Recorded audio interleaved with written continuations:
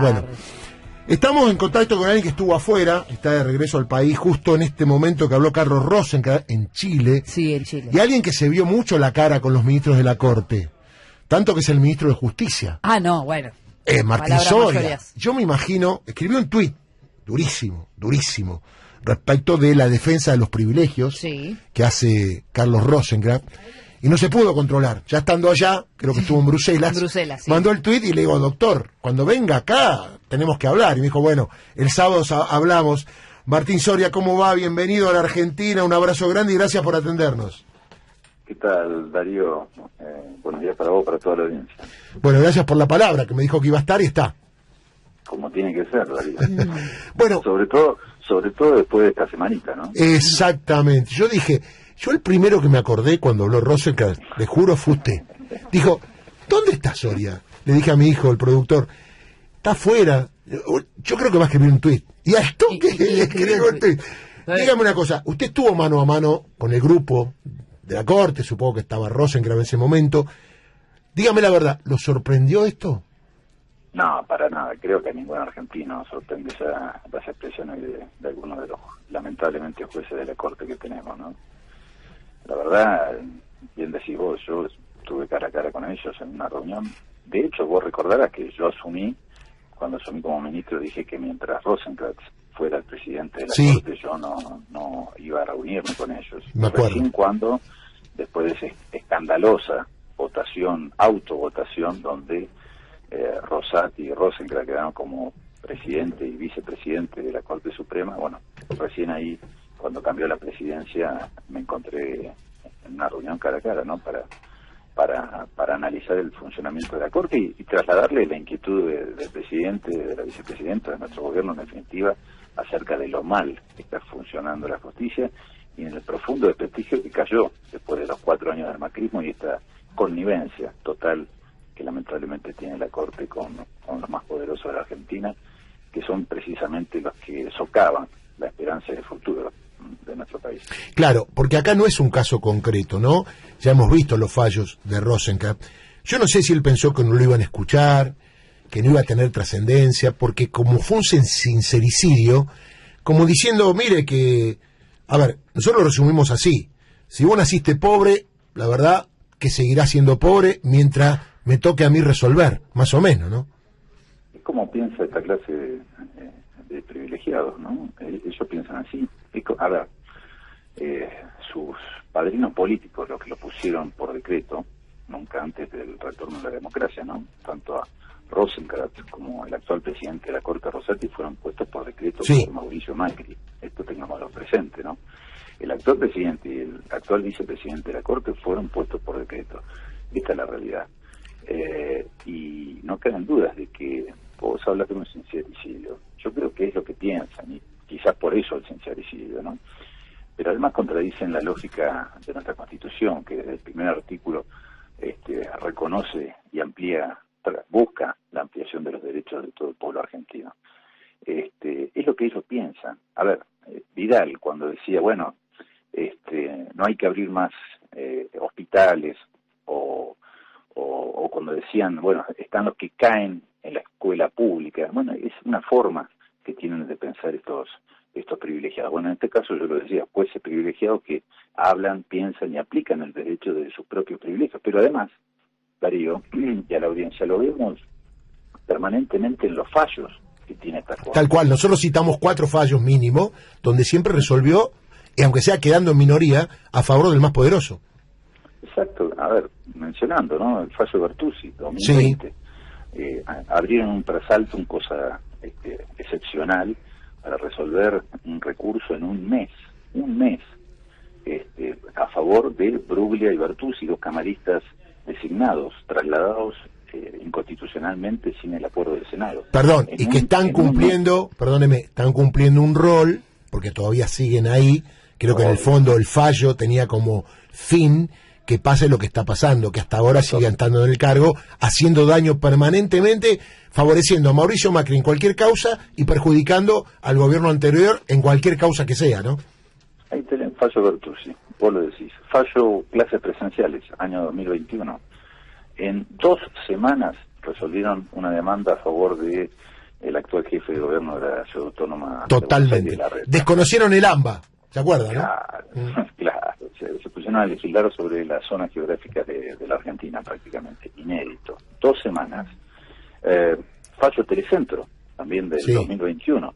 En 2 semanas la Corte favoreció un gran multimedio, en el momento en que todos nuestros chicos en la Argentina más que nunca necesitaban que las telecomunicaciones, Internet fuera un servicio público, ¿no? Bueno, fallando también a favor de las grandes corporaciones y el poder económico. Ahora, y fíjate vos, ¿no?, la diferencia. Cuando está el poder económico de por medio, fallan rápido, en semanas. Ahora, por ejemplo, 2020, fallo González Nieva. 5 años estuvo la Corte para resolver un recurso de una persona que era inocente y que estuvo 16 años presa. Sí. 5 años tardaron en resolver. ¿Quién le devuelve a esa persona que estuvo presa 16 años esos 5 años que la Corte se demoró? Ahí no había poder económico. Absolutamente nadie, ¿no? Claro. El relato que usted está haciendo, Soria, ¿cómo le va? Muy buen día, soy Romina Calderaro. Podría seguir, yo creo, hasta el mediodía, ¿no? Con esta Corte que tenemos. Mi opinión personal es que, digo, y me circunscribo al señor Rosenkrantz, no debería formar parte de la Corte porque no cree en la Constitución, por lo menos en su espíritu, y por muchas otras cosas. Ahora, hay que tomar decisiones acá, no solamente relatar la realidad. Ayer, Cristina Fernández de Kirchner le dijo al presidente: Alberto, tenés la lapicera, te pido que la uses. Mi pregunta es, ¿se puede usar la lapicera para hacer algo en este sentido?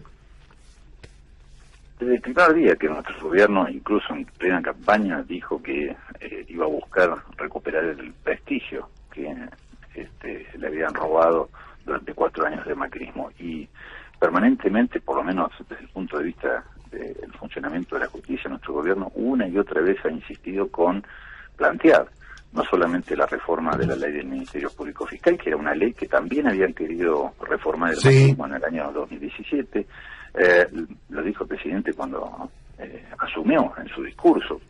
Además, en diciembre del año pasado, el presidente anunció públicamente, me recuerdo ante el Consejo Económico y Social, que estábamos analizando impulsar una reforma de la Corte Suprema de Justicia de la Nación. Bien. Hoy ya se está debatiendo en el Senado de la Ahora, Nación. perdóneme, porque hay cosas que yo no puedo entender y he votado este gobierno y lo volvería a votar. Le digo de dónde hablo. El presidente se resistió durante ¿cuánto tiempo a la ampliación de la Corte? Y ahora de repente es una posibilidad. ¿Cuánto tiempo se perdió? Bueno, a ver, tengamos presente que esta Corte Suprema cambió radicalmente sus formas desde que asumió el peronismo. Esto tenemos que tenerlo muy en Pero cuenta. era la misma Corte que a Macri le hizo la venia y el lawfare y demás. Vamos, ¿qué es lo que cambió? No, cambiaron muchas cosas. Se pusieron a hacer política como nunca antes. Como nunca antes, usted vivió como yo en la etapa del macrismo. Sí, bueno, por eso estamos impulsando cada uno de estos proyectos. A ver, no se trata de agarrar la lapicera y firmar la destitución de los magistrados de la Corte Suprema con un decreto. No se bueno, puede. estoy tratando de pensar cómo se hace. Pensaríamos, por ejemplo, en un pedido de juicio político, por ejemplo, como primer camino, ¿no? Sí, bueno, esos pedidos de juicio político ya están. Claro. El problema es que vos necesitas en una democracia, apoyo. en un sistema democrático, necesitas los votos en el Congreso para poder proceder, si no, no funciona así. Es como todas las leyes, como la ley de reforma del Ministerio Público Fiscal, como la ley del Consejo de la Magistratura, que ya se está debatiendo en la Cámara Baja y que ya tiene media sanción del Senado. A ver, todas estas leyes que tienen que ver con modificar estructuras dentro del Poder Judicial, un Poder Judicial que cuenta con un desprestigio de más del 90% hoy, se están debatiendo en el Congreso. Obviamente tenemos una oposición cerrada que trabaja arduamente para que ninguno de estos proyectos, ninguna de estas modificaciones se haga. Pero ahora se van incorporando situaciones, Romina. Vos fíjate, hace 2 años atrás los gobernadores, si bien muchos coincidían con que esta Corte estaba más que haciendo justicia, haciendo política. Sí. Bueno, recién en las últimas semanas han dado una muestra fuertísima, como nunca antes, en una dirección, creo yo, muy importante, planteando la necesidad y haciendo público la necesidad de ampliar y modificar esta Corte Suprema de Justicia de la Nación que tenemos. Tenemos una Corte que es la Corte del centro del país, es la Corte de las provincias poderosas. De capital y provincia, diríamos. Yo leí ayer los personajes de Clarín que decían, faltó Córdoba, Santa Fe y Capital. En la firma de los gobernadores que quieran ampliar la Corte. ¿Y cómo van a firmar si ellos ya tienen representantes en la Corte? Rosati y Lorenzetti son dos jueces de la Corte que son santafesinos.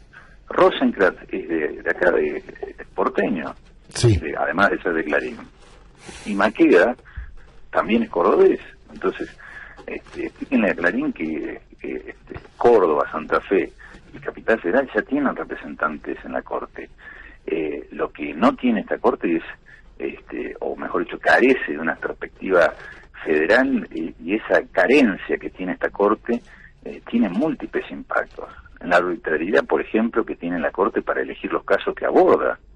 Hay un notable sesgo a favor de planteos que hacen desde el centro del poder económico de la Argentina. Ahora, Martín, una cosa, porque a ver, cuando fue la reforma en su momento de Néstor Kirchner, la mayoría del pueblo argentino, y esa Corte respondía también a algunos intereses, estuvo de acuerdo. Digo, acá supone que hay dos partidos políticos o dos agrupaciones principales. Yo lo que digo es que si no se actúa en función de lo que están haciendo los jueces, se va a transformar esto en el gobierno de los jueces en algún momento, y también van a perder los que están más alineados a los intereses económicos, porque aunque estén alineados, el pueblo argentino en general, gran parte, es pobre y quiere que le respeten los derechos, por más que sea de un lado o de otro, ¿no? A ver, la Corte de 5 miembros, que bien mencionás vos, allá en el año 2003, ¿no? Con esa fortaleza de Néstor Kirchner de cambiar la lógica de la justicia para siempre, en aquel momento y en aquel contexto político que es muy diferente ahora. Claro, sí. Fue una respuesta en aquel momento, la Corte de 5 miembros, fue una respuesta lógica a esa mayoría automática, a esa mayoría en la Corte Suprema, y dio un paso a una Corte muchísimo más prestigiosa, creo yo una de las mejores que tuvo en nuestra historia la Argentina, y que durante más de 10 años funcionó con 7 integrantes. Pero de aquel tiempo, esa gran reforma, esa prestigiosa reforma que inició Néstor Kirchner en aquel momento, pasaron 16 años y volvimos a caer, lamentablemente, después de 4 años del gobierno de Macri, volvimos a caer en esta Corte con una mayoría automática, siempre fallando a favor de los poderosos, a favor de Macri, Clarín, La Nación. Claro. Y por eso digo yo, lo dije el día que asumí como ministro, estamos en un punto de inflexión, entramos a un periodo histórico que es muy diferente y en el cual la sociedad demuestra un hartazgo. Ahí va. Tengo una idea para pasarle. No, porque esto está trabado en lo político, está trabado en lo institucional, está trabado en lo legal. Mira. Yo vengo, Darío lo decía, ¿no? Tuve que representar a la Argentina y me perdí esta semana tan emocionante acá, no toda la semana, pero pero tuve que representar a nuestro país en el exterior, en un congreso internacional donde había ministros de justicia de toda Latinoamérica, de Europa, y jueces de corte. Yo te digo la verdad, yo hablaba con una jueza muy prestigiosa, no voy a dar el nombre, de Uruguay, ¿no? Claro, cruzando el charco. Vos sabés que en Uruguay ningún juez supera a los 70 años, ningún juez se quiere quedar después de los 70 años. Ese es el mandato ético que tiene, como hizo por Zaffaroni. ejemplo, tal cual. Encontramos buenos ejemplos de buenos jueces en Argentina. Ahora, ¿vos viste cómo tratan Clarín y La Nación a un juez prestigioso como Zaffaroni? Por supuesto, porque tiene costos, ese tipo de cosas, y sabemos para quién responden los medios hegemónicos, pero pensaba en esto.